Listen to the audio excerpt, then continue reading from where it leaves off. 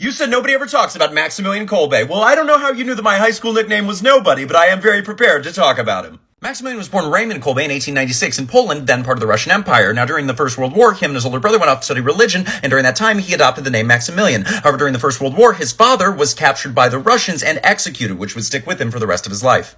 After the First World War, Maximilian returns home where he teaches seminary for a little bit, and then he goes around the world establishing monasteries, starting in Poland and then making his way to China, Japan, and India. In 1936, he returns home to Poland to be put in charge of this monastery, which he'd founded. I cannot pronounce it. And then he operated a radio station out of it using his amateur radio operator license, which is going to be really important for no reason later. The Germans invade Maximilian is so outspokenly anti-Nazi that he is arrested and sent to Auschwitz in 1941. While there, a prisoner escapes, and the Nazis send a message saying they're going to starve 10 random prisoners to death. Maximilian is not selected. This man is, however, and he cries out, "My wife, my children." Max then volunteers to take his place, and the Nazis accept. This man survived, was reunited with his family, died in 1995, and is buried in Maximilian's monastery. Then the Catholic Church made him the patron saint of amateur radio operators.